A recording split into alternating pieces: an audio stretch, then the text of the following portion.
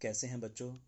बच्चों, मैं आज आपको चंपारण आंदोलन के बारे में कुछ खास खास बातें बताना चाहता हूँ। चंपारण आंदोलन को नील आंदोलन भी कहा जाता है। सन 1917 की बात है। बिहार के चंपारण जिले के सारे किसान इकट्ठे होकर महात्मा गांधी जी के पास जाते हैं और अंग्रेजों द्वारा जबरन नील की खेती करवाए जाने का विरोध करते हैं। उनका कहना था कि अंग्रेज उनको एक निश्चित हिस्से पर नील की खेती करने व निश्चित दर पर उसे सरकार को बेचने के लिए मजबूर करते थे।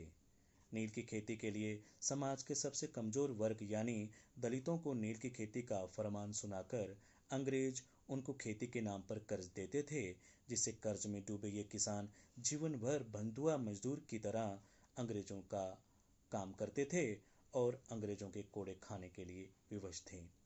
नील की खेती से अंग्रेजों को बहुत ज़्यादा फायदा हो रहा था और दूसरी तरफ मजबूर किसान बड़े परेशान थे। उनको उनकी पूरी मजदूरी भी नहीं मिलती थी। बच्चों, ये वही नीले रंग का नील है जो हम अपने सफ़ेद कपड़ों को चमकाने के लिए इस्तेमाल करते हैं।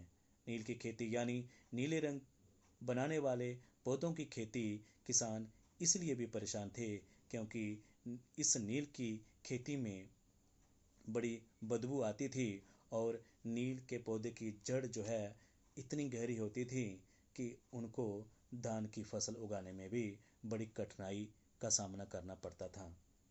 नील की खेती सबसे पहले बंगाल के 1777 में शुरू हुई थी और बंगाल के ही नदिया जिले के किसानों ने 1859 में पहली बार नील विद्रोह आंदोलन शुरू कर अंग्रेजों के खिलाफ आवाज़ उठाई।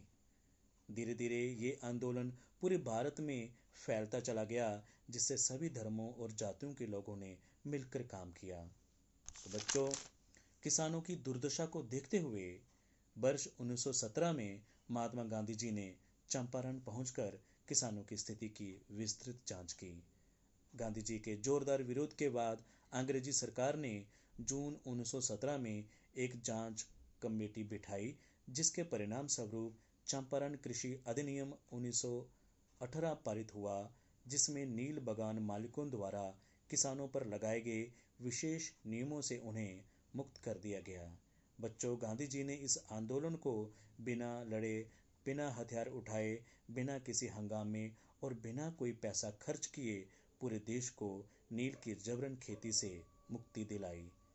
चंपारण आंदोलन से प्रेरित होकर ही गांधी जी ने यह तय किया कि वे आगे से केवल एक ही कपड़े पर गुजर बसर करेंगे। इसी आंदोलन के बाद उन्हें महात्मा की उपाधि से विभूषित किया गया। गांधी जी के नेतृत्व में किया गया ये भारत का पहला सबसे बड़ा सत्याग्रह था। इस आंदोलन को जनता का खूब समर्थन मिला, जिसका परिणाम ये हुआ कि अंग्रेजी सरकार को झुकना पड़ा। इस तरह पिछले 135 सालों से चली आ रही नील की खेती धीरे धीरे बंद हो गई। साथ ही किसानों का शोषण भी हमेशा के लिए खत्म हो गया। तो बच्चों, मुझे आशा है आपको चंपारण आंदोलन के बारे में कुछ समझ आई होगी। फिर मिलेंगे। अपना ख्याल रखना।